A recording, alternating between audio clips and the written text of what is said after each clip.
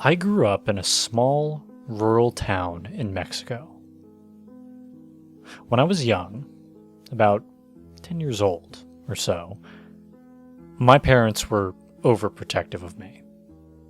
They refused to let me watch TV or play video games, lest my fragile and innocent mind be exposed to the horrors of the real world, as they called it. All that I could gather was by word of mouth from my friends. And at school, I would always listen to my friends and classmates talk about what games they played, what movies or shows they watched. Anything that I couldn't experience firsthand, basically. And one cartoon that they all seemed to love in particular was El Hombre Esponja. In English, SpongeMan. Now, this show may sound familiar to you just from the title. It's SpongeBob's SquarePants, right? Well, yes and no. You see, before the Bob Esponja dub that everyone in Latin America knows premiered, there was another dub titled El Hombre Esponja, as mentioned before. Everyone I knew at school had seen the show at least once and were obsessed with it to an unhealthy degree. Some more so than others. There were even rumors of some kids faking being sick in order to stay at home and watch SpongeMan, while others simply played hooky. I mean, no matter where you went, the playground, cafeteria, even the bathroom, there would be talk about SpongeMan. Eventually, though, strange things began to happen. Some students would arrive fatigued, looking as if they didn't get enough sleep last night. And this was presumably because, well, they stayed up watching more SpongeMan. Everyone else went about their day, and the teachers naturally warned the bad apples. Things started to change, however, one day, when a student vomited during class, despite looking perfectly healthy a minute before. And from that point on, the behavior of the SpongeMan watchers worsened. Some had nosebleeds. Others began crying loudly and throwing tantrums. But the most peculiar thing was that they all tended to repeat a single phrase. Sigue mirando, or keep watching. Two of my classmates even went missing. Then, it suddenly stopped. I mean, everything just stopped. And aside from the two missing students, things quickly went back to normal, or at least tried to. Students previously obsessed with SpongeMan still looked a bit off and would go into a small fit whenever I questioned them about the show, but, other than that, everything was okay. And it was that day when I turned 14 that my parents finally lifted their draconian restrictions on me. One of the first things I watched on TV was, naturally, cartoons. The past experiences had mostly left me, but I did begin to recall them when I first watched Bob Esponja, the more common dub of SpongeBob. It was then I realized that this may have been the fabled SpongeMan all of my friends and classmates used to be into. I was taken aback at first, remembering the incidents the show had caused, but I reassured myself that none of those would happen to me, considering how quaint the show itself seemed to be. And after looking up the show on the internet, I decided to watch more episodes through pirate sites. And yes, I hear you, I am indeed that low. Gradually, I discovered more and more about this show and how it was like SpongeMan. Episode and character descriptions matched up with what I had heard in my middle school years, and it was at that point that I realized something.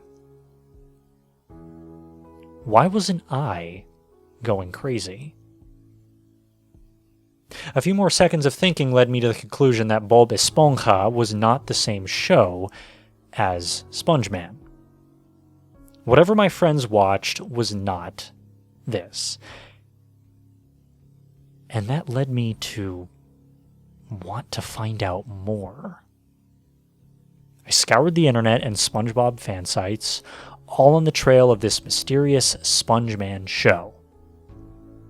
0 leads. And I was even about to call it quits when suddenly, in the depths of Google search results, I found a website called Cartoon Dub Index. This website has sadly never been archived due to its obscurity and, well, me not thinking ahead. It had a section for obscure and mysterious dubs, which SpongeMan was filed under. Reading further, it stated that the dub was created by a little-known company called Dynamo that was active from 2000 to 2007. Dynamo had made dubs of SpongeBob and several Hanna-Barbera cartoons that had short runs in small Mexican towns like mine. These dubs each had a unique titles, a la SpongeMan. And SpongeMan itself seemed to have been a very transliteral dub going off of the episode titles. Apparently, Dynamo only dubbed the first season of the show. Cartoon Dub Index also had reviews section for shows it documented. SpongeMan had a single review by a user named GJO. The review is as follows, translated to English. This dub sucks. The audio quality is crap and sounds like it was recorded in a garage with a cheap-ass microphone. The voices do not fit the characters at all, and are ear-grating. The script sounds like it was run through Google Translate with no care to properly adapt it to the language, and for some strange reason, they've edited the picture. The colors tend to be off, mismatched. Some characters are literally recolored, like Squidward wearing a red shirt instead of brown.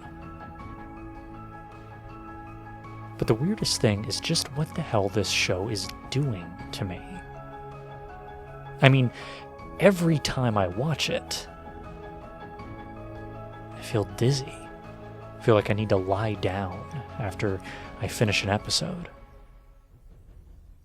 Watching it is a painful experience each time, and I'm glad they're showing that new Bob Esponja dub on TV now. I gotta get to more of that. Now, checking G. Joe's profile yielded mostly nothing aside from their lone review. It was at this point that I noticed that Cartoon Dub Index had a private messaging system. And naturally, I used it to message them. I asked, and again, translated for your convenience, "Hey, I read your review for SpongeMan. I was wondering if you had any recordings of the show yourself, since I remember my friends talking about it when I was in middle school, but never watched it. I'd be interested in doing so now." Surprisingly, it didn't take long for them to reply. Oh, God. You don't want to know. But if you're really that curious, here's a link to an episode. But you're better off not watching it, or even having it on your computer. Believe me, you don't want to do this. And true to their word, there was indeed a download link to an episode of SpongeMan. Being a tad cautious, of course, I chose to download it in a virtual machine in case there were any viruses attached to it. For some reason, the file was around 5 gigabytes in size. I didn't think much of it, and continued. The episode linked to me was Soporte de Burbujas, aka Bubble Stand. Right off the bat, I noticed the terrible audio and video quality, which I found very strange in contrast to the high file size.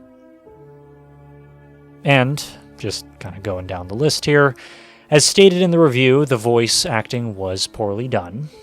There were needless recolorations like Patrick being white instead of pink, and Squidward wearing red as mentioned earlier.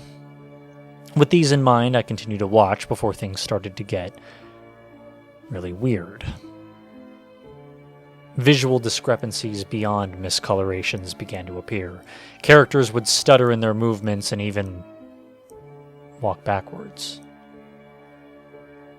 But nothing could prepare me for what happened next. The characters stopped dead in their tracks, as did the music.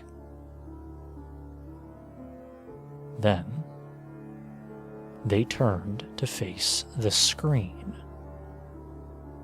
They spoke in unison, on repeat. Sigue Morando.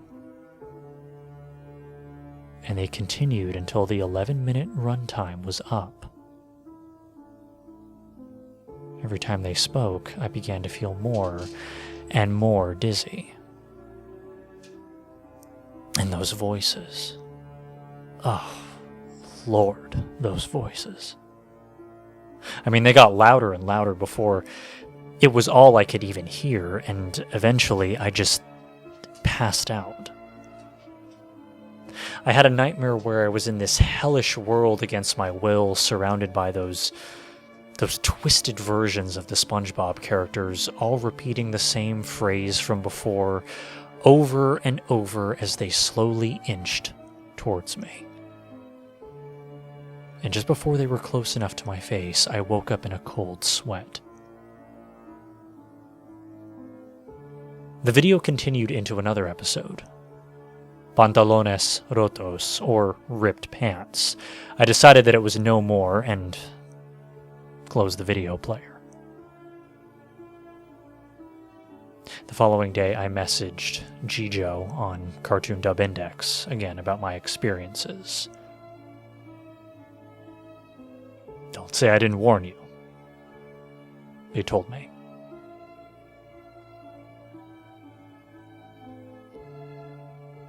Every time I watched SpongeBob on TV, the memories of that day would flood my mind.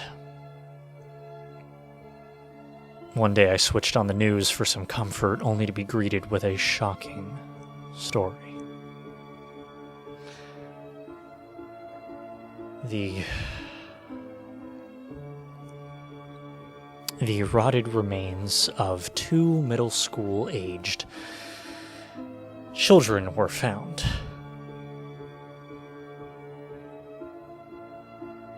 They were the 2 classmates from my middle school years that had gone missing.